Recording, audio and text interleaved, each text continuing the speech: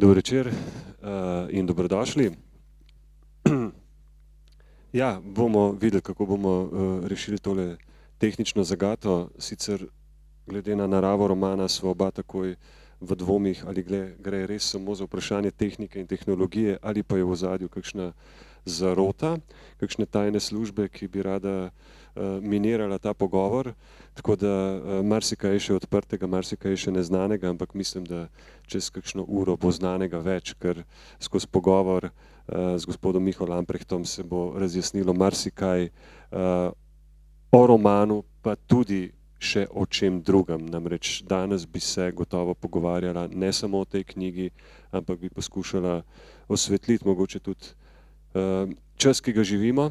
In v bistvu bi začel s tem, ne bi začel s knjigo, ampak bi začel s trenutkom, ki ga živimo. In če se najprej osredotočam na zapis o avtorju, ki je tukaj le na zavihku knjige, ki pravi takole. Miha Lamprecht je dobra 4 desetletja ohranil profesionalno zvestobo javnemu radiju, kjer je začel kot novinar, kasneje kot komentator, urednik, dopisnik. 11 let je bil tudi direktor te medijske hiše. Med letoma 1989 in 1996 je bil dopisnik iz Moskve. V Sovjetsko zvezo je z mlado družino odpotoval iz Jugoslavije, v Ljubljano so se iz Ruske federacije vrnili v samostojno Slovenijo. Dopisniškega dela se spominja kot najbolj intenzivnega novinarskega stresnega testa. Prepričan je, da iskanje resnice ali približka resnice ni nikoli končan proces. Kar se tiče resnice, k njej bi se tudi vrnila mogoče malo kasneje oziroma k tej zavezi iskanju resnice. Tukaj bi se posredotočil na tale odlomčič, ki se mi zdi zelo povedan, ne? Kako ste šli iz Socialistične federativne republike Jugoslavije v Sovjetsko zvezo in se nekaj let kasneje vrnili iz Ruske federacije v Republiko Slovenijo. Se pravi, v Moskvi ste bili v času zdi se, da največjih političnih in svetovnih geopolitičnih sprememb, kar smo jih doživeli za časa naših življenj. Hkrati pa se nam zdi, da mogoče zdaj ta trenutek se nam obeta nek čas, ki bo, kar se tega tiče, skoraj da tako živ in živahen, da uporabim to besedo. Takrat, ko ste bili v Moskvi, je razpadel Varšavski pakt. Zadnje tedne se prvič, kar jaz spomnim, govori o tem, da je možno, da razpade zveza NATO. Kako vi z vsemi svojimi izkušnjami in z vsem, kar ste doživeli kot človek in kot novinar, doživljate to, kar živimo zdaj? Ni enostavno vprašanje. Dober večer še enkrat z moje strani. Jaz bi se potrudil po najboljših močeh, da bom nekako poskušal verodostojno odgovoriti na to vprašanje. Mogoče bi za začetek izpostavil eno misel, da je povsod je tako, kot ne bi smelo biti in nič ni tako, kot bi moralo biti. Tukaj se mi zdi, da se skriva ta veliki paradoks današnjega sodobnega časa. Če se referiram na svoj odhod v Moskvo, kamor sem šel z mlado družino, ki je z menoj doživela vse te, bom rekel, obrate, preobrate, pa tudi nekaj lepih stvari. Otroka sta tja hodila v osnovno šolo, učila sta se violino in klavir. Jaz pa sem seveda poročal za radio, televizijo in še za časopisno hišo Delo. Prvi 2 leti, ker smo namreč imeli skupno dopisniško mesto z 2 medijski hiši, in to smo imeli skratka po kar 7 državah sveta. Moskva je bila pač eno, bom rekel, temeljnih središč, kjer se je pač odločalo o, bom rekel, človeški usodi. Odločalo pa se je zato, ker je pač predsednik Gorbačov sprožil temeljite družbene, politične reforme, zaostal je pač nekje na področju gospodarskih reform, za razliko od Kitajcev, ki so začeli z gospodarskimi reformami, nekako ni pa steklo in se ni zgodilo, da bi pa sprožili neko svojo obliko glasnosti in pa perestrojke.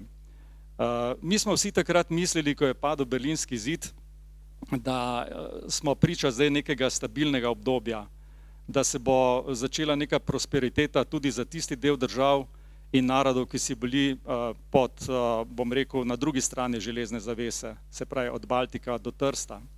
Slovenija je bila neka modaliteta vmes, kot vem, in če kot se spomnimo, je Slovenijo takrat obiskal tudi tedanji vodja in prvi in zadnji predsednik Sovjetske zveze Mihail Gorbačov, ki je bil navdušen nad v bistvu slovensko smerjo iskanja nekega svojega obraza in pa poti v socializem. On tega ni mogel prehvaliti in tega tudi nikoli ni pozabil. Jaz sem parkrat z njim govoril in on se je tega vedno spomnil z zelo, bom rekel, prijetnimi občutki.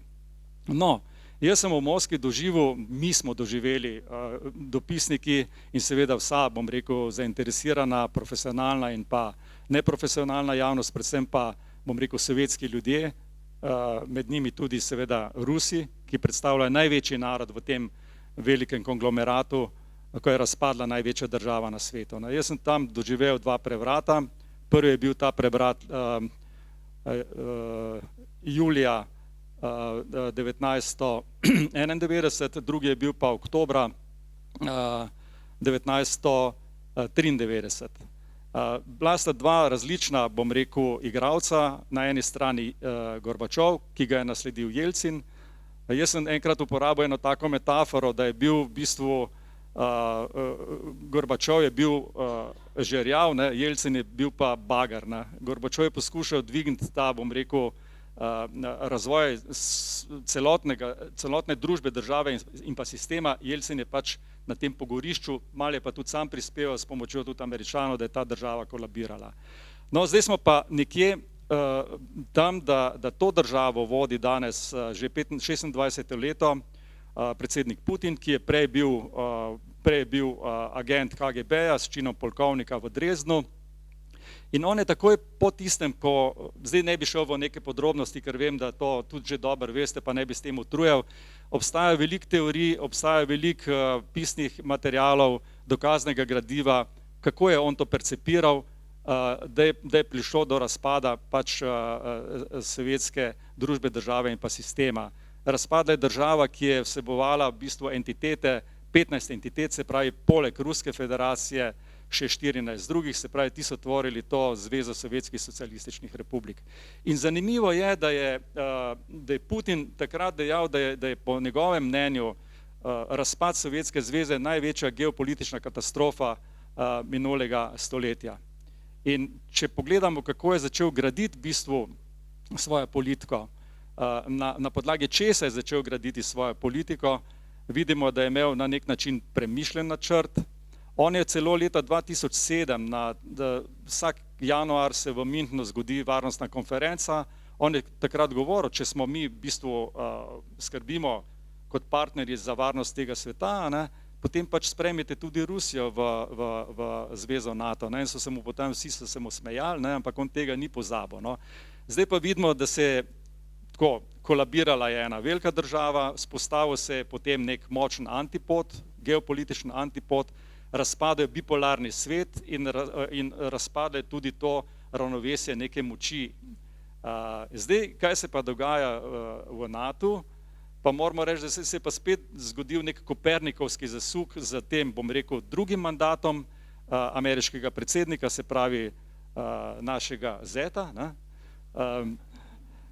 ki je v prvem mandatu že nakazal neke svoje parametre, kaj bo storil. In vidimo, da takrat ga nismo jemali resno. Odkrito povedano, marsikdo ga ni jemal resno. Ampak on je zdaj to, bom rekel, tudi za novo, bom rekel, strategijo, zunanje politično strategijo Združenih držav Amerike, je to podkrepil in vidimo, da so zdaj že neke realne nastavki v bistvu te nove politike. In kaj je neposredna posledica tega? Glejte, jaz ne bom nikakor in nikoli zagovarjal diktatorjev, Maduro je pač bil diktator, zaprl je politično opozicijo, zaprl je ne vem koliko tisoč, bom rekel, oponentov, okoristil se je z, bom rekel, blagostanjem te države, z nafto, plinom in tako naprej. Ampak na kakšen način je bilo to narejeno, pa ja, bilo je narejeno na filmski način, ampak jaz mislim, oprostite, kdaj smo za take zadeve uporabljali izraz državni terorizem.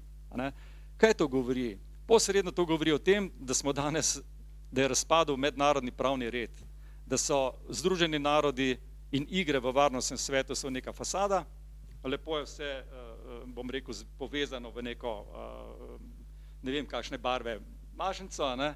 Slovenija je sicer predsedovala kot nestalna članica varnosti, to je bil velik uspeh, to je bilo, bom rekel, težavno delo, ampak kakšen je pa hasek tega? Jaz mislim, da je pa res, da manjše države v bistvu nimajo nekih vzvodov oblasti, kot so pač mednarodne organizacije, mednarodni forumi, med drugim pač Združeni narodi. Ne.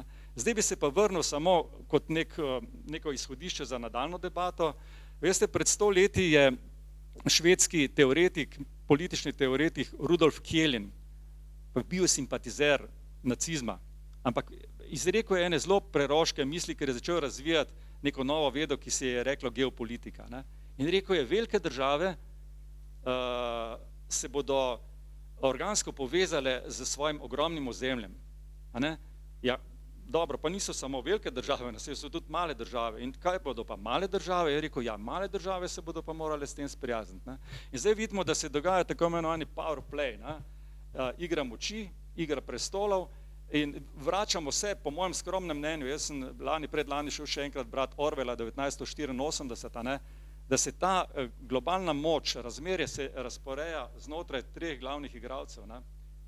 Lux ex orienta, pravijo, luč prihaja z vzhoda, se pravi Kitajska, ki je naredila izjemen napredek v razvoju modernih tehnologij, tudi v skrbi za, bom rekel, za narodov blagor. Ne.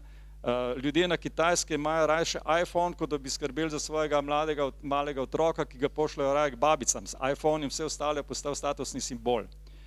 Glavna velesila in najmočnejša velesila v svetu so pač Združene države Amerike, ki imajo v rokah platno in škarje. Ampak Združene države Amerike in Ruska federacija so največji, bom rekel, dediči jedrskega arzenala. Ti 2 državi razpolagata za 93% jedrskega arzenala. In zdaj, ko recimo Putin pošlje, zdaj drugič v tem, gledajte, 1244 dni traja vojna v Ukrajini, 24. februarja bo polna 4 leta, kar se je začela ta okupacija, poskus okupacije suverene, samostojne in neodvisne države. Koliko so neodvisni od tujega kapitala, centrov moči in koliko so neodvisni od korupcije, ne, o tem lahko, in jaz to je povsem legitimno, da imajo ljudje o tem lahko svoje mnenje. Ne. Ampak začelo se je neko novo štetje časa. Jaz se bojim na nek način, da tisto najhuje, da glavno še prihaja. Ne. In zdaj, če beremo te najnovejše izjave, ne, Rusija uresničuje neko svojo idejo. Kijev je nastal leta 854. Ne, in Rusi pravijo, v bistvu to je duhovno središče ruske kulture, ruske pravoslavne cerkve, ruskega naroda. Ne. In to je samo začasno bilo zunaj naših meja. Ne. Ampak z razpadom Sovjetske zveze je Ukrajina in Belorusija in Kazahstan, ki so bili, tam je bilo pač nameščeno tudi taktično jedrsko orožje, ne, ki bi v zelo kratkem času doseglo vse centre na stari celini. Ne. Ko Putin pošlje raketo Orešnik, ki leti z hitrostjo 13.000 km na uro, ne, tega ne moramo kontrolirati. Ne. To razvija take hipersonične hitrosti, da je to, niti radarji tega ne zaznajo, ampak taka raketa lahko nosi 3 jedrske konice. Ne. Skratka, gre za neko manifestacijo. Prvič uničujejo ukrajinsko jedrsko infrastrukturo, letošnja zima je prav pasja, od 10 do 20 stopinj minusa. Kako ljudje sploh preživijo, še meni ni povsem jasno, kakšno trpljenje je to, ob tem, da je šlo recimo 1/3 ukrajinskih prebivalcev se izselila, so, bom rekel, begunci na ozemlju stare celine in tako naprej in tako naprej. Skratka, Kremelj igra močno psihološko igro, da bi te ljudi spravil ob pamet, ob živce, da bi se konec koncev udali. V ozadju gre pa za realizacijo, po mojem skromnem mnenju, jaz sem leta 1923 napisal eno knjigo, Vojna v Ukrajini, leto izgubljenih priložnosti, ker mislim, da takrat je bil sporazum 7. aprila leta 2022 je bil sporazum o prenehanju vojne na 90% že izgotovljen. Dobivali so se v Turčiji, v Istanbulu, ampak potem je prišel predsednik britanske vlade Boris Johnson, 7. aprila je prišel v Kijev in rekel, nobenih pogajanj, vi se boste borili do konca, mi vas bomo pa pri tem podpirali. Glejte, zdaj pa bom postavil eno podpičje, ne? Mislim, da gre v osnovi za kruto geopolitiko, za igro moči in seveda Evropi, ki je zdaj vedno bolj sama v tem, ne? V prihodnjih 2 letih bo morala zagotoviti 145 milijard dolarjev pomoči, ekonomske, socialne in pa vojaške. Brez te pomoči zdaj že v teh 4 letih bi ukrajinsko gospodarstvo, službe, javne službe, sociala, šolstvo, zdravstvo, vrtci, promet, kolikor ga je sploh še ostalo, zlasti v zahodnem delu Ukrajine, ne? Brez tega bi Ukrajina kolabirala. In seveda zdaj napenjajo mišice, da bi Zelenskega prisilili k odstopu. Jaz verjamem, da vizavi tega, kako je Trump oziroma kako so njegove varnostne sile ugrabile Madura, verjamem, da so imeli tudi Rusi podobne plane, kako bi ugrabili Zelenskega. Zelenski takrat ni pobegnil, ni emigriral v tujino, čeprav so mu zahodne države predlagale naj gre in se je postavil kot prvi med enakimi v boju za obrambo ukrajinske samostojnosti. Ne? In tukaj smo zdaj nekje, čas teče, števec smrti teče, medtem se je zgodilo še nekaj, mi smo vsi začeli prisegati na zeleno energijo, ta vojna je pokazala, da še vedno, bom rekel, nafta, plin, še vedno štejejo več kot prehod na zeleno energijo, o tem bi se seveda dalo razpravljati, ali smo šli s prehitrim tempom v to, bom rekel, prehod na zeleno energijo in tako naprej. Ampak največji profiterji, največji dobitkarji so tukaj. Vojno-industrijski kompleks, zlasti Američani, tudi del Evrope, Francozi in Nemci, in pa seveda trgovci z, bom rekel, klasičnimi gorivi. Jaz se opravičujem, bil sem predolg, ampak bil sem podžgan. Tako da, če sem ubral kakšno bližnjico, sem pripravljen potem tudi še na kakšno dodatno vprašanje, da poslušam še pojasniti. A nisem rekel, da se bo o knjigi pogovarjala? Zdaj sem... Tako, ne, absolutno o knjigi, ampak mislim, da je bilo več kot vredno prisluhniti tudi tele analizi in gotovo se bo kakšnim zadevam tudi valila kasneje. Ampak ja, zdaj pa k knjigi in mogoče tudi naslov knjige je lahko čudovita prispodoba časa, ki ga živimo, ne samo vsega tega, kar doživljajo junakinje in junaki te knjige. Zdaj zelo verjamem oziroma dvomim, da vam je ta beseda znana, razen če ste jo šli zdaj, preden ste prišli na ta pogovor, če ste jo poiskali v slovarju, ali pa če ste strokovnjakinja ali pa strokovnjak za letalstvo. Namreč beseda vri res ni ena od tistih najbolj razširjenih in splošno poznanih in se je seveda smiselno najprej vprašati, kaj sploh pomeni. In najkrajša možna definicija, ki je zapisana tudi na hrbtni strani, pravi sledeče, da je vri ali zvrt, to je tudi alternativen slovenski izraz, po angleško spin, je aerodinamični pojav pri krilih letala, ki je posledica kombinacije izgube vzgona in bočnega drsenja. Do tega pa lahko pride nenamerno ali namerno. Zdaj verjamem, da še zmeri si točno ne predstavljamo, kaj to pomeni, ampak dejstvo je, da gre za aerodinamični manever ali pa posledico napake, ki pripelje lahko do akrobacije v zraku ali pa seveda do katastrofe. Ne? In v tem smislu je ta naslov res čudovita parabola, čudovita prispodoba in je seveda logično vprašanje, s katerim začneva lahko pogovor v knjigi, zakaj ta naslov oziroma simbol česa je glede na sam roman in glede na to, kar se v romanu dogaja. Ja, zdaj moram povedati, ne, da jaz sem se že kar na začetku sem imel tale, kar nekaj, 2 desetletji sem ga nosil nekako nezavedno pri sebi. Nekoč sem se malo več tudi, so me zanimali modeli v zrakoplovstvu, zlasti tudi vojaška aviacija. Je pa res, da so se pa tudi sovjetski piloti, ki so izvrstni piloti, Ne, zdaj sicer lahko o tem razpravljamo, ne, koliko oni selektivno ciljajo, bom rekel, cilje, da ne napadajo vrtcev, šol, civilnih, bom rekel, objektov in tako naprej. To je zdaj spet stvar neke vojaške propagande, protipropagande in tako, ampak prav gotovo so to bili izvrstni in so izvrstni piloti. Ne.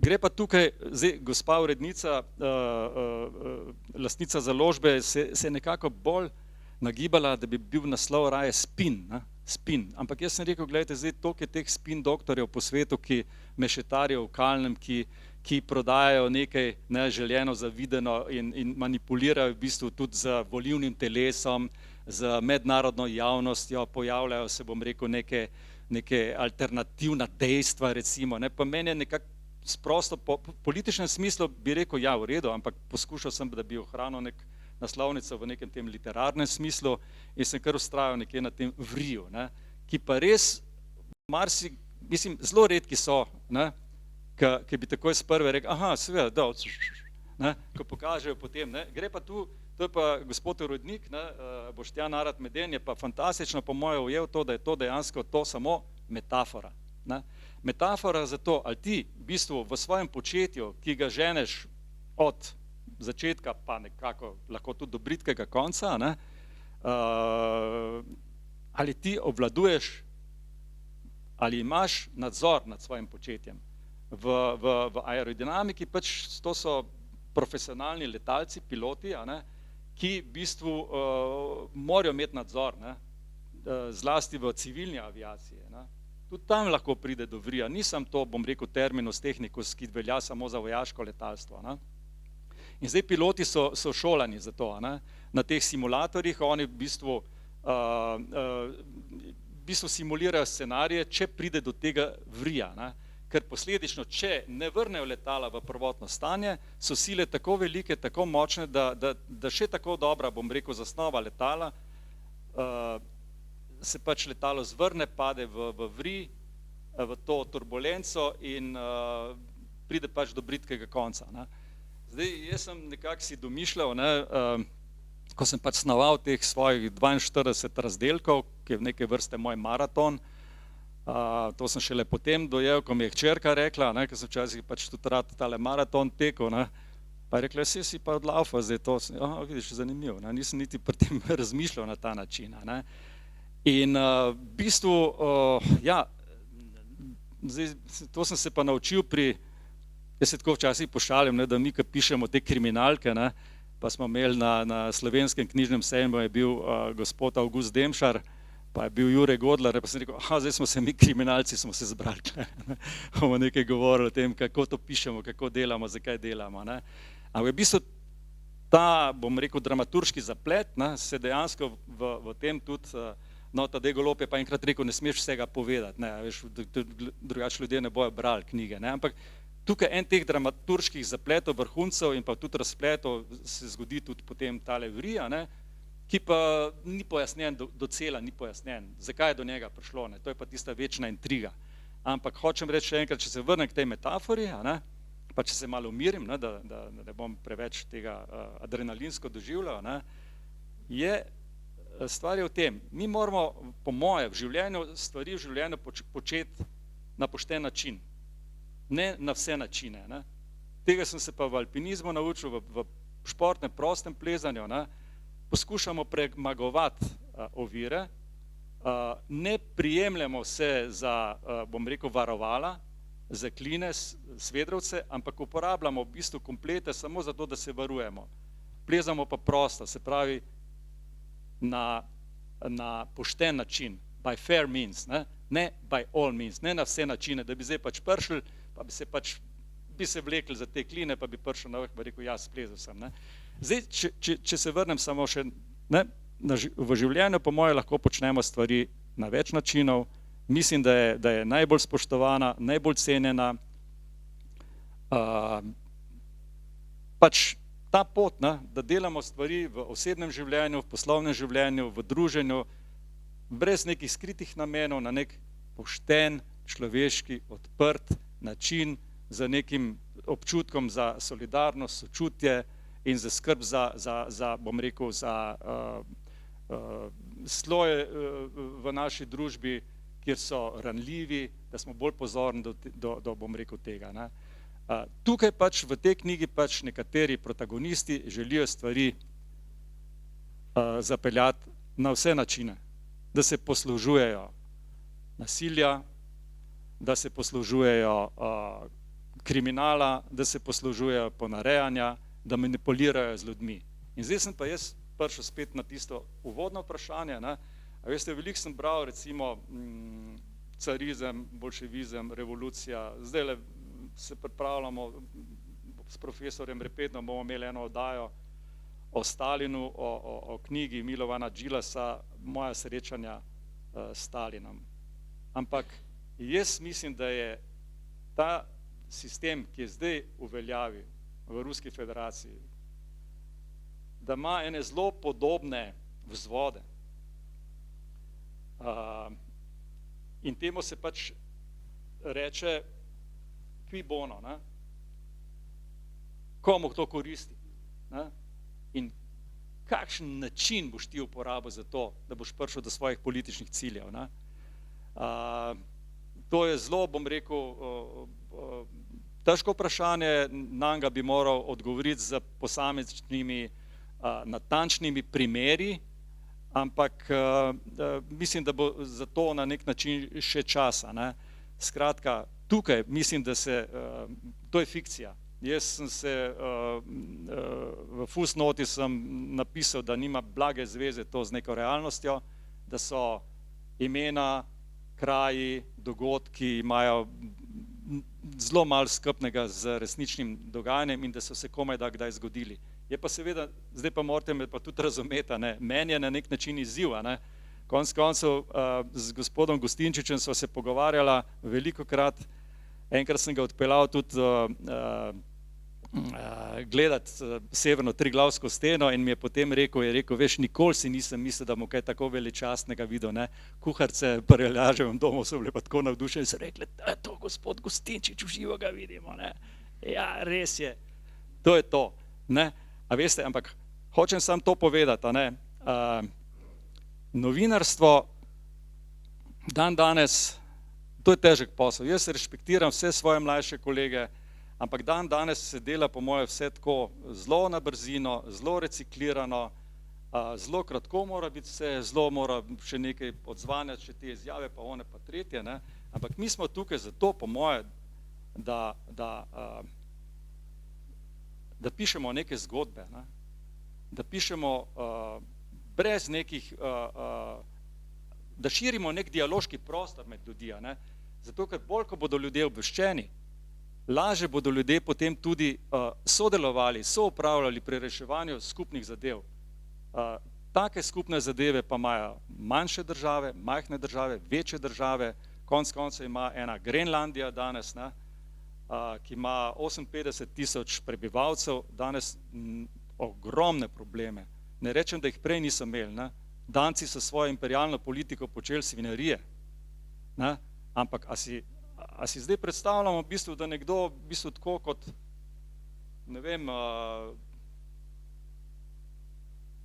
koga iz zgodovine lahko vzamemo, da ne bomo preveč vulgarni, ne. Ampak vsi veliki vladarji, ne, ki so imeli preveč oblasti pod svojimi rokami, ne, so malo zgubili stik z realnostjo, ne. Saj jaz ne rečem, Trump je, bom rekel, izredno vešč poslovnež, ne. In tudi vem, da on poskuša, ne, z nekimi dimnimi bombicami sondirati teren, kaj in kako bo, ne. Ampak oprostite, ena popolnoma empirično dokazana stvar, ki mu pač ni ratala, je rekel, da on bi vojno v Ukrajini rešil v 24 urah. Eno leto je od tega, ko je to rekel, ne. Vsi smo vsi takrat vedeli, da je to nemogoče, ne, ker je preveč zapleten. Vri. Ne, ampak mislim, da ni vri, da je samo, ne, absolutno drživa krmilo, par zelo elegantnih loopingov nam je pa že uspelo, kar je samo dobro.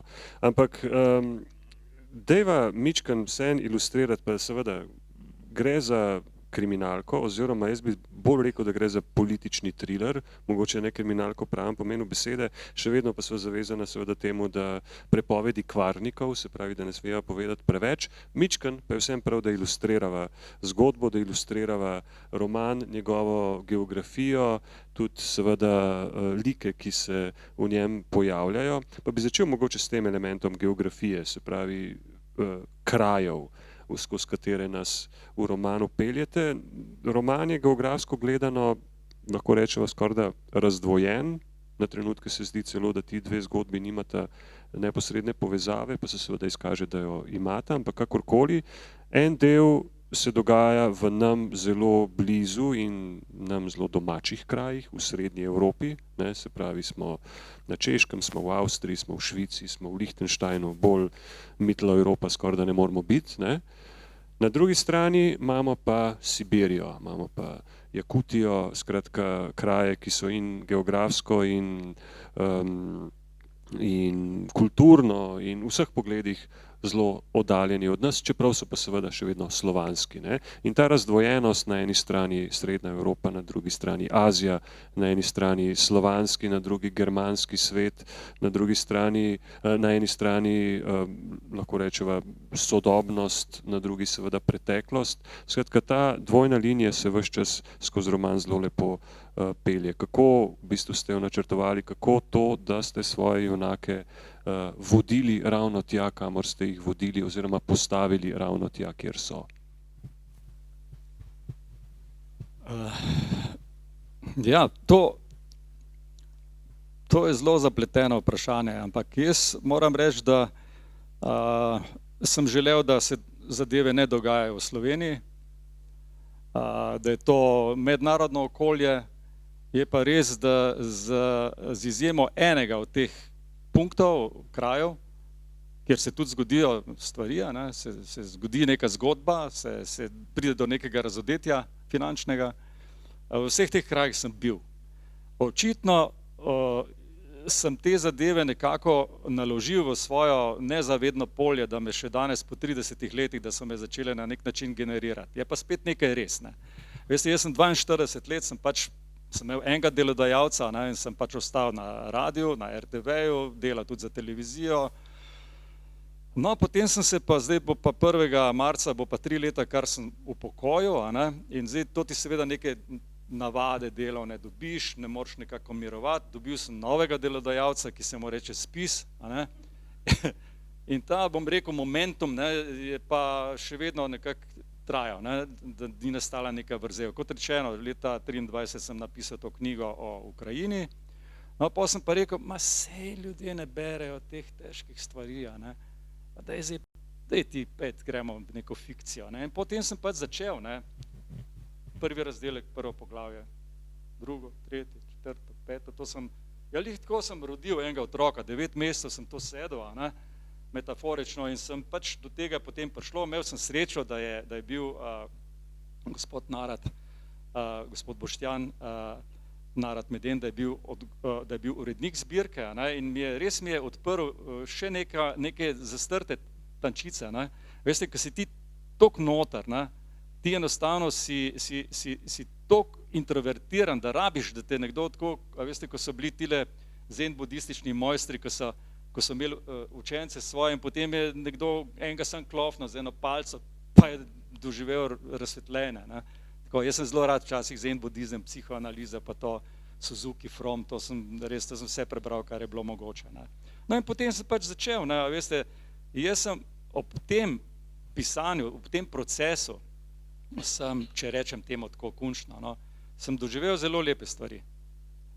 To, kar mi jih novinarstvo ni dalo, ne,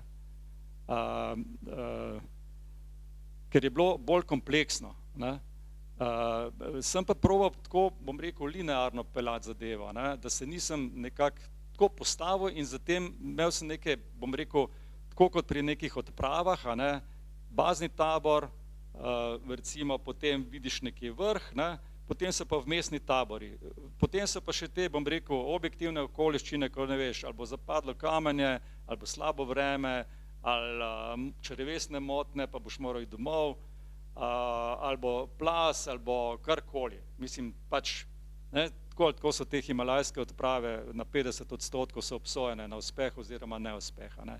In tako sem jaz v bistvu tukaj potoval. In tisto, kar je meni to dalo, jaz sem včasih, moram reči, da sem se zbujal. Zgodaj po noči, zgodaj zjutraj. Sem rekel, mislim, zdaj pa zdaj že malo nevarno. Ne? Veste? Ampak ni mi bilo nič hudo, ni mi bilo težko. In zdi se mi, da potem sem kakšne zabeležke delal, a ne? Ko sem sedel za računalnikom, sem recimo tako začutil, tako, da sem se moral iti prav stuširati, ker sem bil premočen, a ne, za razliko od mojega dragega kolega Avgusta Demšarja, ki je napisal 13 ali 12 kriminalk, ne, on je rekel, ne, jaz ne morem zaspati, dokler enega ne fentam. Ne. Sem rekel, jaz pa sploh ne morem tega početi, ker recimo tako, ko hodim skozi gost, ali kamorkoli prav gledam, da ne bi kakšne mravlje, ali pa kakšnega črvka, ali pa karkoli, ali pa pavška, ali pa ne vem kaj pohodil. Ne.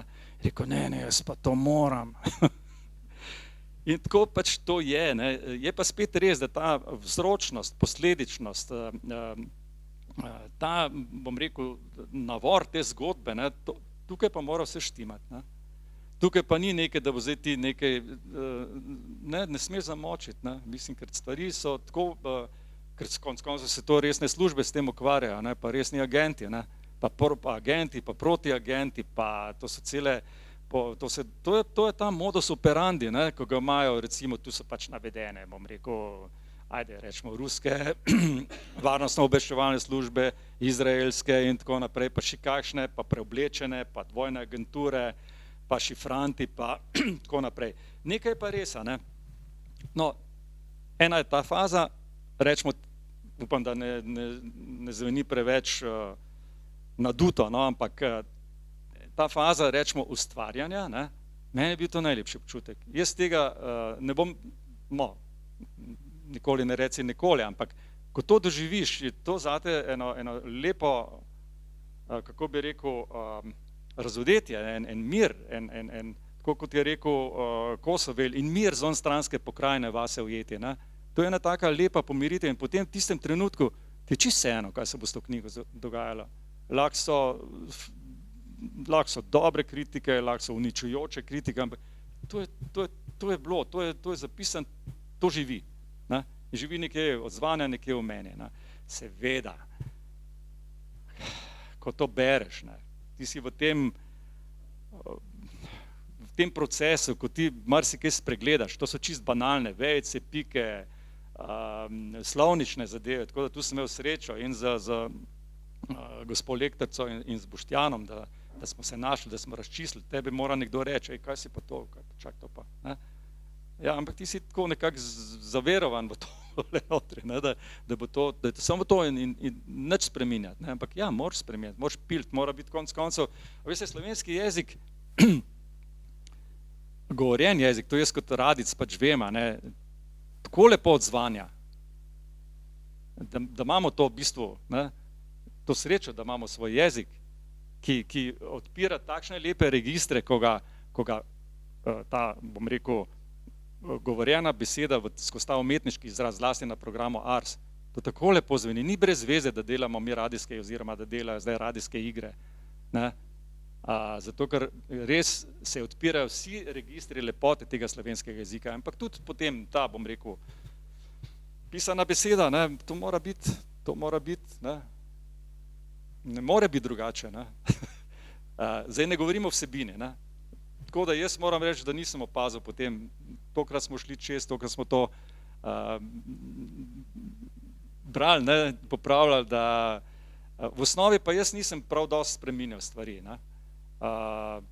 Ker gospod Boštjan je filozofa, ne, doktor filozofije in mi je tam, ker jaz sem se včasih malo s to psihoanalizo, pa Jung, pa Freud, pa te zadeve, ne, ti padeš noter, pa misliš, da bo zdaj pa ti kakšno psihoanalizo napisal, pa ne boš, ne, bralca to ne zanima. Ne. In to sem se pa recimo potem, ne, vsi pravijo, pa hudanit, ne, kdo je to storil, ne, in to pač, ta tenzija, to mora biti, ta napetost mora biti, ne. In se pač nekako, kdaj ti mogoče malo bolj uspe na kakšni strani, kdaj malo manj, ne. Je pa nekaj res, to je fikcija, jaz sem recimo imel izkušnjo v Jakutiji, veste, res je, zakaj Rusi pravijo, ti Rusije umom ne понять, ti Rusije ne moreš umsko dojeti, ker je to prevelika zadeva. Ti se zgubiš. In zdaj meni ni jasno, zakaj hočejo Rusi še to Ukrajino. Ne? Je zato, ker so jo včasih imeli. In zato, ker Rusija brez Ukrajine ni več evropska država, ne? Je samo še azijska država. Drugače pa ruski nacionalni simbol, ne? Heraldika njihova je dvoglavi orel. En orel gleda na vzhod, en orel gleda na zahod in to niso brezvezne stvari. Gre pa še za neko staro idejo, tako imenovane Novo Rusije. Zato so pomembna ta območja, bom rekel, ob Črnem morju, ki gredo vse do Odese. To je že bila ideja Katarine Velike in ta Nova Rusija, v bistvu to so takrat pred letom 2014 so to ukrajinski, bom rekel, separatisti, nacionalisti, ne, paravojaške skupine, ki so med drugim se streljile indonezijsko letalo, ne, s posebno raketo, ki je ne dobiš kar tako. Nekdo mora to odobriti z vrha. Ne. Kot rečeno, v bistvu je to fikcija, z izjemo nekih zgodovinskih dejstev, ki se pač nanašajo na ta. To je nastalo pred 7. oktobrom, pred napadom Hamasa na Izraela. Ne. Ampak karkoli se zdaj tudi zgodi in se dogaja v nasprotni smeri z Gazo. Ne. Prvič, novinarstvo ni zločin, ampak mi ne moramo holokausta zanikati. Ne. In nikoli si nisem mislil, da bodo največje žrtve holokausta, da bodo zdaj na ta način zradirale v bistvu en del, bom rekel, tam, kjer pač palestinske družine živijo že ne, od vekomaj skoraj. Ne. Ta del holokaust je pa, to so pa resnične zadeve. Ne. Se referiram na vire in to pa ni, nažalost ni. Ne. Konkretno ta zgodba je zgodba babice Hane Zavoral. Ne. Hana je en od glavnih likov, mlada violinistka iz Prage in njen izbranec Rainer sta v bistvu, lahko rečeva, glavna junaka tega romana. Ne. In ja, par, ki bi bil verjetno povsem običajen, mlad, zaljubljen par in v tem smislu literarno povsem nezanimiv, če se ne bi nekako v njuna življenja naselila ta zgodba Hanine babice, Judinje, žrtve, sicer pač je preživela, ampak vendarle seveda žrtve druge svetovne vojne in njene dediščine. Ne. In tukaj kar naenkrat zdaj Hana in Rainer postaneta, niti ne moramo reči igralca, ker v bistvu sploh ne veste, kaj se zares dogaja, vsaj na začetku, ampak bolj figuri na tej neki šahovnici igre, ki jo igrajo drugi. Ne. In v bistvu sta zelo simpatična lika tudi zaradi te svoje nevednosti. Se pravim, potem skozi roman tudi ona dva začneta stvari razumeti, doumeti, kar se dogaja, ampak samo do določene mere. In se mi zdi, da sta Hana pa Rainer ravno v tem smislu spet zelo dobra metafora praktično kogarkoli izmed nas. Se pravi, vedno obstaja ta meja razumevanja, meja vednosti, kaj dejansko vemo, kaj dejansko razumemo, v kolikšni meri smo aktivni soustvarjalci lastnih usod, ali pa v kolikšni meri smo na drugi strani v bistvu zgolj pasivni objekt neke igre, ki jo igrajo drugi. Ne. Kako v bistvu in kar mi je še zelo všeč pri njiju dveh, čuti se, kako avtor skrbi za njiju. Ne. Skratka, avtor prav se potrudi, da se jima, če je le možno, ne bi zgodilo nič slabega. Nekaj tako, taka skoraj očetovska skrb je tukaj v ozadju, oziroma jaz jo čutim. No, ampak, da ne bova spet povedala preveč, kako razmišljati o tej meji naše vednosti, našega razumevanja in to, v kolikšni meri smo v bistvu, imamo spet krmilo svojega letala v lastnih rokah, v kolikšni meri pa smo odvisni od zunanjih okoliščin in nam grozi katastrofa oziroma vri. Jaz tako nekako naivno pri sebi rečem tako, da sta ta protagonista, ne, sta v bistvu, to je nekako moj priklon ljubezni. Priklon odprti igri, ona dva ne veste, kaj je slabo, ona ne veste, da se dogajajo grdobije v svetu. Ona živita idealizirano življenje, ampak zdaj vprašanje, kaj se bo zdaj zgodilo naprej. Ker zdaj ste pa naenkrat postala ultra bogata. Ne smem povedati, ja, ok. Ampak ne, to pač, hotel sem to povedati, ne, da v bistvu, veste, v svetu, kjer delujejo velike energije, je človek igračka in ga v bistvu igra ga na ključje. Zato, ker, ja, gledajte, se je dogajala pač vojna na Balkanu, to sem govoril v tistih časih, ko sem bil pač dopisnik, pa ni bila toliko daleč stran, pa mi smo imeli srečo, da je bila pač 10-dnevna vojna, pa smo nekako dobro odnesli, Ampak veste, tako kot sta, recimo po mojem mnenju, Milošević pa Tudžman žrtvovala Bosno in Hercegovino, tako sta Stalin pa Hitler žrtvovala Poljsko. Te rane niso to se ne da zaceliti. To genom človeški se spremeni, to se spremeni genetska koda. In zato moramo danes, po moje, z nekim tem zgodovinskim spominom rešpektirati, v bistvu, zakaj so nekatere reakcije takšne ali drugačne.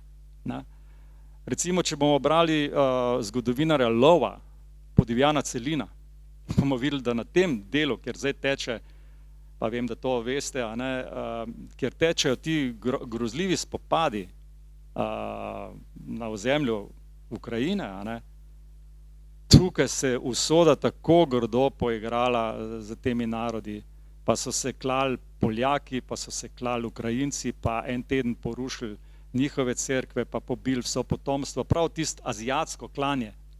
Ampak mi smo nekako, veste, sej, kot rečeno, je bila tale balkanska vojna v bistvu zelo blizu nas, ta pa ni tako daleč spet od nas, sej, ko je to slabih, pa ajde, rečemo, 1800 kilometrov, sam te so ogromne razdalje, to so fronte, pa rečemo 1800 do 2000 kilometrov je dolga fronta, to je groba sila potrebna, to je toliko in toliko število tankov, toliko in toliko v bistvu ljudi, ki bodo kanon futrali, da se bo to in to zgodilo. Veste, Stalin je nekoč rekel tako, država, ki okupira drugo državo z vojaško silo, ima pravico tej državi in narodu vsiliti svoj družbeni red. In to se je zgodilo. In zdaj se pač zgodovina spet ponavlja na nek drug način. Jaz se bojim, da ko se bodo začele, recimo, pa naj nimam prav, ko se bodo začele velike stvari dogajati na Daljnem vzhodu, mi smo zdaj vozili v letošnjem letu, lanskem letu 10 000 kitajskih avtomobilov, vseh je povsod, jih je ogromno, pa so hibridi, pa so samo električni in tako naprej. Kitajska je v ekspanziji, ampak Kitajska ima druge cilje, s temi ena država, dva sistema, pa je bilo najprej s Hongkongom, pa vmes se zgodili Ujguri, zdaj se pa igrajo kot mačka okrog vrele kaše s Tajvanom, ampak bojim se, da se bodo te velike tenzije sprostile šele zdaj v teh časih, ki prihajajo. Gledajte, kako smo pozabili, 4 leta vojne v Ukrajini, vse pride do te tako imenovane naveličanosti v javni percepciji, to se je zgodilo že po 3 mesecih te vojne, ampak zdaj to traja 4 leta, ampak Rusi imajo, bom rekel, imajo resurse, imajo voditelja, imajo sistem, ki novači v bistvu za lepe denarje, nabornike in to pač, če Evropo stane neka granata 75 mm, stane 7 ali pa 8 enot, Rusija to stane 1 enota. Te militarizirana ekonomija, tako kot za časa, bom rekel, velike domovinske vojne, vsi so delali za fronto, vsi delajo za fronto. Ampak se pravim, jaz globoko rešpektiram rusko literaturo, moderno literaturo. Zanimivo, da je Bulgakov v Beli gardi pisal o teh tenzijah, ki se dogajajo med Rusi in Ukrajinci. On je v bistvu, njega so zbrisali, Ukrajinci ga ne priznavajo, on je bil rojen v Kijevu, on je bil zdravnik.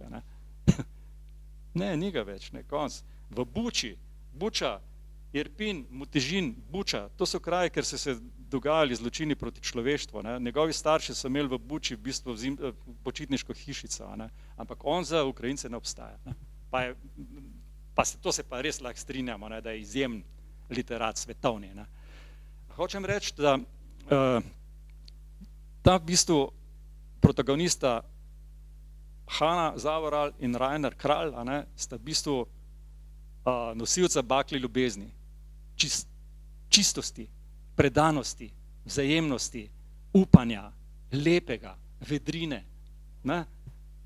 Vizavi vsega ponorelega sveta. Ne? Vse to se je že prej dogajalo, se zdaj dogaja, ne? Ampak jaz sem moral vzpostaviti, jaz moram biti, a veste, kakšna je razlika med optimistom in pesimistom. Ne? Zdaj pravijo, ne, kaj pa je pesimist, ne? Ja, to je pa dobro obveščenje optimista. Ne? Ne? Ampak jaz sem po naravi, mislim, imam 4 vnuke, pa za njih, mi smo že marsikaj doživeli, ne? Ampak za njih moramo biti pozitivni, za njih se moramo boriti, za njih moramo čutiti, moramo dati neko pozitivno energijo, ne? Moramo upati. Ne? Pa čeprav nam realni svet kaže nekaj drugega. Ne? In Hanna in Rainer sta vržena v spletke, v igro moči, v igro kapitala, v osvajanja, v laži, v spletkarjenje, v tajne službe, ampak ona to mogoče nekje naivno mogoče kdaj sluti, čak malo, kaj pa, ne? Dobro, to so zdaj moje nove bremena in pa prijetna bremena, bom videl, kako bom to še razrešil naprej. Ne? Ja, Hanna, in to je čudovito povedano, res kot nosilca in ljubezni v smislu svoje ljubezenske zgodbe in seveda tudi neke svetlobe na splošno. Večina drugih likov, no, pa seveda v glavnem sledi neki volji po moči, po bogatstvu, se pravi, gre za ta klasični dobri stari pohlep, ali gre za pohlep po vplivu, po politični moči in tako naprej. In to je en vidik, se pravi, imamo recimo Bondarenka kot tipičnega predstavnika te posttranzicijske nove gospode, ki seveda tudi ne izbira sredstev pri tem, kako doseči svoje cilje.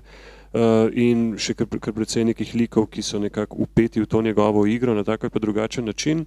Potem imamo pa še celo to zgodbo, ki je pa povezana z agenturami. Ne?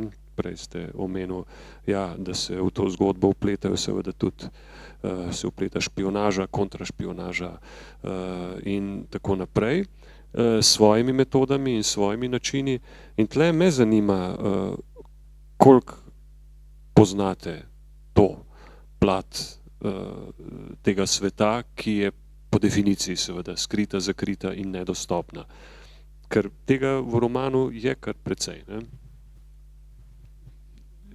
Mislim, jaz se ne domišljam, jaz sem bil dopisnik pač neke manjše države v okviru neke večje države in pač empirično, pač je po razpadu Sovjetske zveze, je Marko Politik, ki je bil v bistvu naš predstavnik Združenja tujih novinarjev, pač je rekel, glej, vsi imamo dosjeje, eni večje države, večje, ker so pač pomembnejši. Ne govorime zdaj o načinu poročanja, o kakovosti dela, ne? Ampak razlika je, če ti delaš za javnost, ki je pač, rečemo, RTV Slovenija ima doseg recimo najboljših oddaj, recimo, ko so zimski prenosi, pa Tina Maze, pa recimo pa rokomet, pa nogomet, pa to, ne? Ja, tam je, 500-550 tisoč, ne? To je v bistvu lep rezultat, ne? Politika, zunanja politika, to pa že manj, ne? Bistveno manj. Hočem reči, da specifična teža tistih dopisnikov, ne? Ki so bili iz večjih medijev, ne? Jaz sem v tistem obdobju kar nekaj teh novinark poznal, veliko sem se pa družil tudi z ruskimi novinarji, ne? In so mi marsikaj povedali, ne? Seveda je ta država doživela v bistvu to obdobje prvotne akumulacije kapitala, ne? Veste, oni so razdelili v bistvu, Jelcin je razdelil, mislim, njegovi s pomočjo, bom rekel, čikaških fantov, ne, tudi Jeffrey Sachs, ki zdaj le govori zelo proti vojni v Ukrajini, pa naj se Rusija vendar ustavi. On je svetoval v bistvu, kako naredijo, kako naj Jelcin spelje z tem svojim premijerom Jegorjem Gadarjem, kako naj spelje gospodarsko reformo. To ni bila reforma, to je bila šok terapija. To so se vavčeri, so se prodajali za steklenico vodke. Določen sloj ljudi je te vavčerje, vse podobno nekega smo imeli pri nas, ne, ampak je bilo pač nekega manjšega značaja, ne, ampak in ljudje so si takrat skozi to prvotno akumulacijo kapitala, ko so se pojavili tako imenovani novoriši, ki so prerasli v oligarhe, ne, v močne oligarhe, ki so podpirali določeno politiko. Jelcina so v tem drugem mandatu pripeljali oligarhe na oblast, ne. Samo Jelcin je bil pač, je imel svojo naturo, jaz sem se z njim srečal, je bil zelo, moram reči, odprt, prijazen, prav taken dobrovoljček, ne. Je pa naredil pomembne stvari, pa je naredil, ne, ni zapiral novinarjev, recimo, to je zelo zanimivo, ne.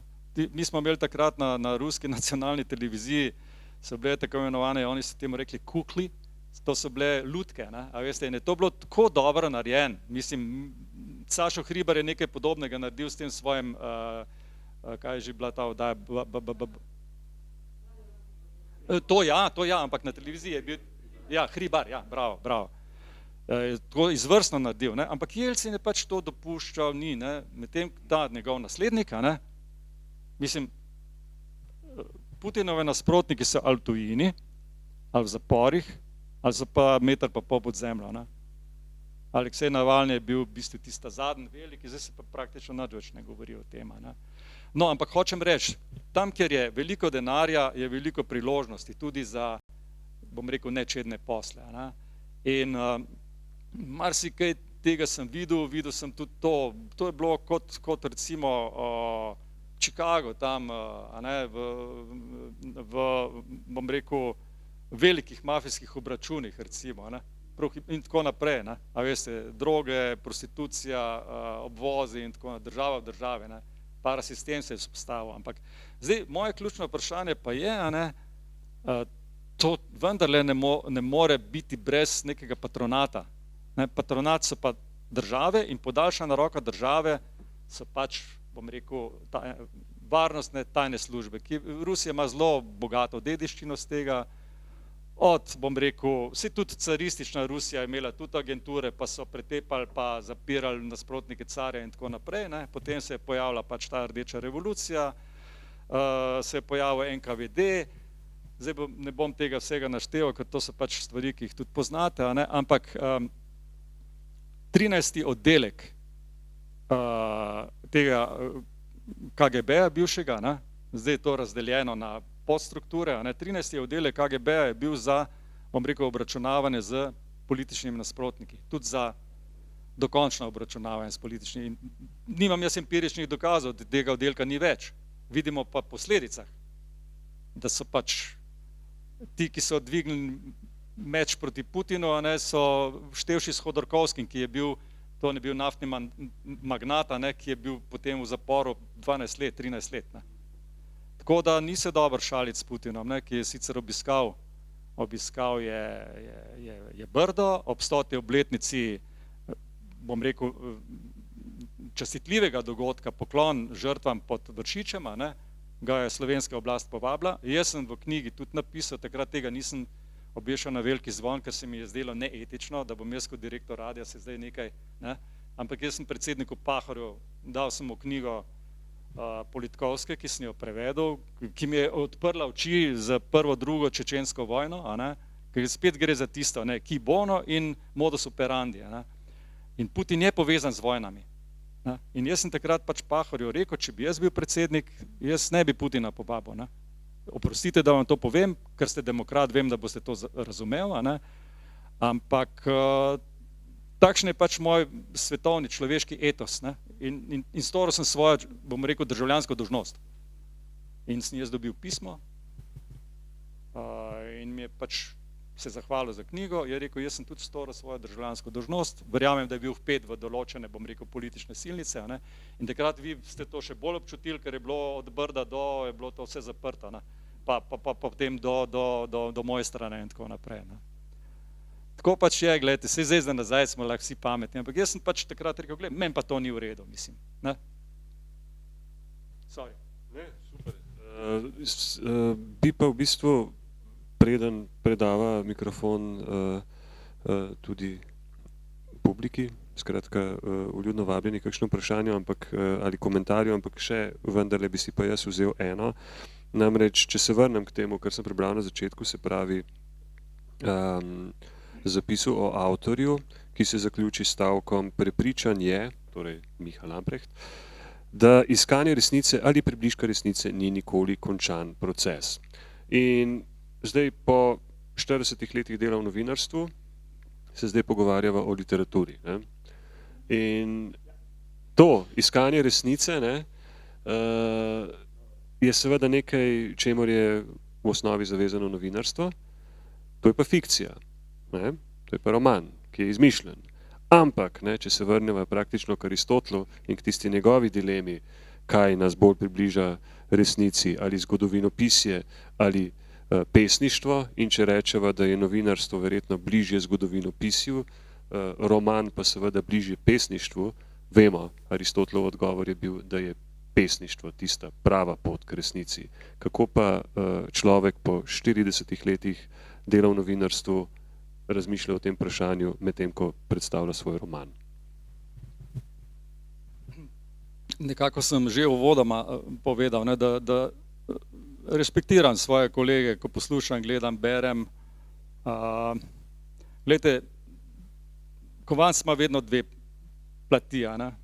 In mislim, da je tukaj potrebno pač ljudje, javnost je dovolj načitana, dovolj pametna, ni treba nobenemu nadsoliti pameti, potrebno je samo nizati dejstva, dejstva, dejstva in to povezati v neko celoto, ljudje sami to prekrasno razberejo in razumejo. Zdaj, recimo, zanimivo je, ne, jaz sem imel ogromno za starosto novinarstva kolegom Jurjem Gostinčičem. Ne, on se je odločil, da bo pač do konca vztrajal. Ne. Jaz imam pa še neke druge hobije, pa ne bom vztrajal v tem do konca in sem tudi jaz bila še vedno delal na RTV-ju, ampak sem rekel, gledaj, 42 let dela, pa 65 let, sej, pa 4 vnuki, pa plezal bi rad, pa knjige bi rad. Mislim, hočem reči, ampak v principu je pa to zelo odgovoren posel in ni bližnic. Ni bližnic in skozi na udaru, a ne. Problem je zdaj v tem, veste, takrat, ko sem jaz recimo pač, ko smo mi delali takrat gor, ne, nisem imel mobilnega telefona, ni bilo interneta, ne, ni bilo tega, veliko si moral prebrati. Jaz sem včasih, oprostite, res vam zdaj prostodušno to povem, ne, živce zgubljal, ker sem tisto pravdo, pa izvestja, pa tele, sem bral do onemoglosti, da bi kaj zvodkal ven, ne, in pol sem kdaj kaj najdel, ne. Ampak večina vas je pa informacija cirkulirala z poslušanjem tujih radijskih postaj in takrat, ko je Margaret Thatcher, Rusi so pa to motili, ne, Sovjeti, ne, nisi si ti poslušal, pa je pa kar naenkrat zginil, ne. Je rekla, ne prekinete tujih radijskih postaj, ne, in Gorbačov je potem to spoštoval. Tako da jaz imam že po moje 15% pač bi rekel prizadeto sluha, ker sem jaz skozi slušalke in jaz sem moral vse poslušati, jaz sem moral vse prebrati. Name se je žena zelo jezila včasih, ko sem imel slušalke, pa mi je govorila, sem rekel, ja, seveda, pa prosim me ne poslušaš, ja, seveda. No, pa še nekaj moram povedati, ne. Mi smo takrat, to, kar je rekel Marko Politi, on je italijanski novinar, ne, mi smo vsi imeli, bom rekel, tele mušice, ne, muhce v stanovanjih, ne. Ko smo se kdaj pogovarjali kakšne zadeve, tako, ali smo nekaj, tako kot Jean Le Carré, kakšne detektivke pa filmi posneti, ne, pa dajo na glas muziko, pa avto je moral biti skozi, mašina je morala skozi, ali pa pes je, Molotov je imel psička, ko je začel lajati, zato da so se lahko v avtu pogovarjali, koga bo Berija dal na seznam za odstrela, ne, a veste, to so, mislim to, ampak zdaj point. Jaz mislim, da je včasih ta fikcija, ne, da je močnejša od realnosti. Je pa nekje se moraš pa ustaviti, ne. To pa je, ne, da Ne, prvič moraš po moje skrbeti za to, da je jezik razmeroma dostojen, da poskušaš nekaj povedati in ne smeš, po moje, jaz ne banaliziram. Jaz tudi kot novinar nisem nikoli šel v neke te, bom rekel, verbalne spopade, pa ne, neko dostojanstvo moraš ohraniti. Prvič do sogovornika in drugič do javnosti, do bojoče javnosti, ki je izredno dobro presoja. Ne. Zdaj, mene pa tako neka banalizacija, ne, to pa mislim, da nekako ni v redu. Ne. Zdaj, če pa kdo misli, da banalizacija prispeva k temu, da se odstrinja, da se neka pot do resnice, ne vem, vsi so mediji, so različni, ne. Vsak medij ima svojega gospodarja, vsak medij ima nekoga, ki to financira in tako naprej. Ne. Zato jaz mislim, da je ta agenda med, bom rekel, tem, bom rekel, trivialnim, banalnim, ne, pop novinarstvom, ne, vse tega v Ameriki ogromno, ne. Mislim, pa je posod je tega ogromno, tudi pri nas, ne, ampak zdaj ne vem, po moje za vzgojo otrok, za narodov blagor, za neko odnos med ljudmi, se mi zdi, da pa smo na svetu zato, da sodelujemo, ne pa da se gledamo čez puškino cev. Ne. Javnost, ne, zdaj v konkretni situaciji ste javnost seveda vi, ne, ker to je javni dogodek in to je skupnostni dogodek, kar je izjemno dragoceno, da stvari doživljamo skupaj in mislim, da je v tem duhu tudi prav, da zaključimo, zato bi prosil oziroma povabil, če ima kdo od vas kakšno vprašanje ali pa kakšno pripombo, misel, ki se vam je utrnila med tem najinim pogovorom, ste dobrodošli, da jo delite s skupnostjo oziroma javnostjo.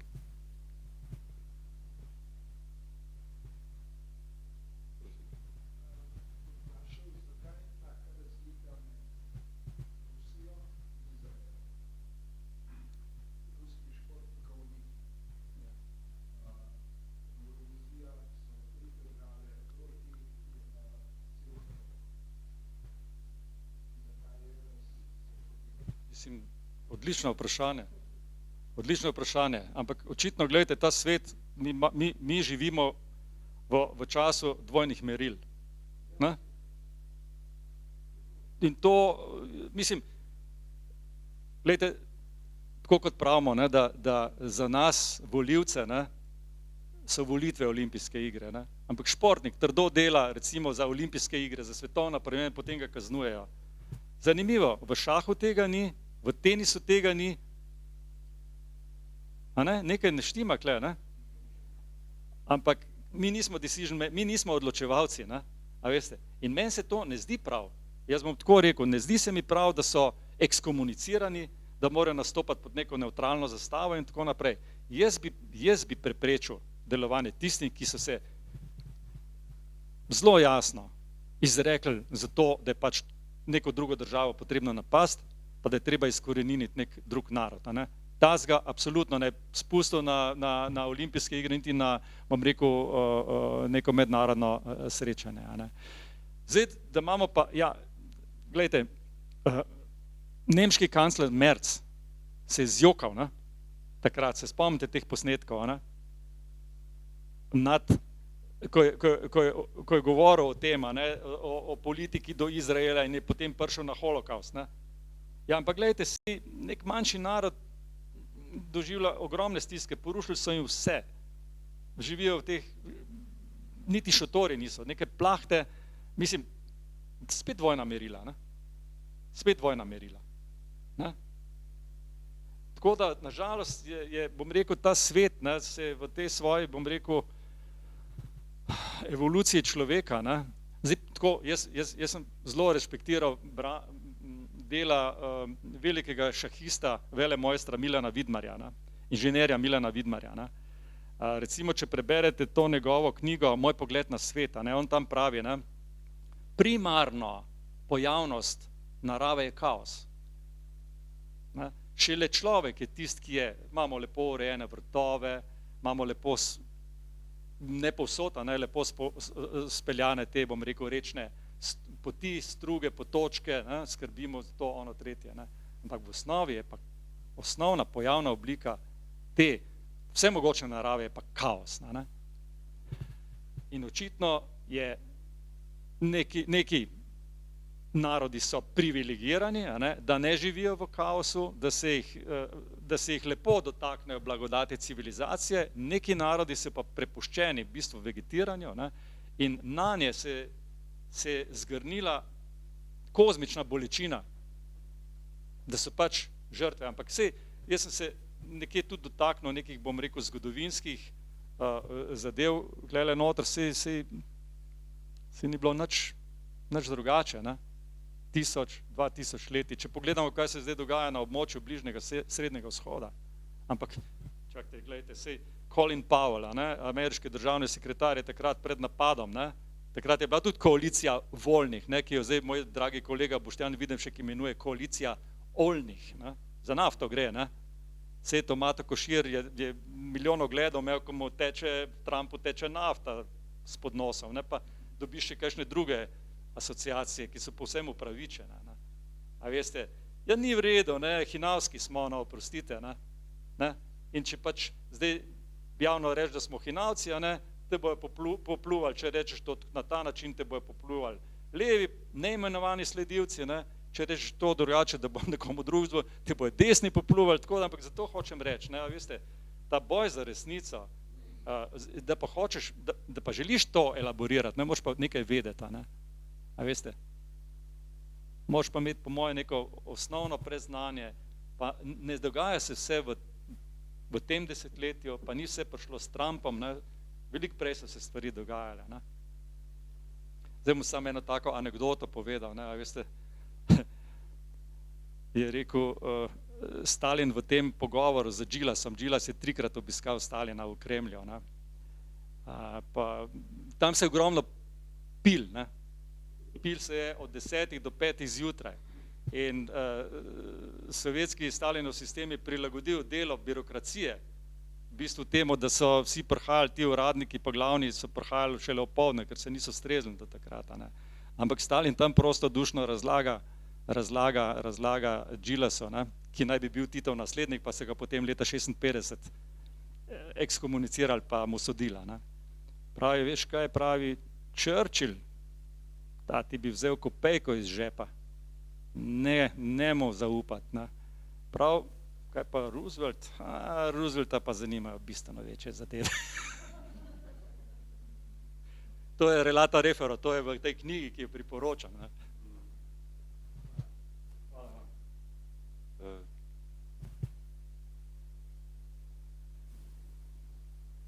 Zaključimo s kopejko v žepu in nekaj, ta je meni tudi všeč. To sem pobral od Gostinčiča. Tako smo rekli, pa kaj zdaj mi kler? Ja, rekel, to je novinarstvo. Deluješ korist lastne škode.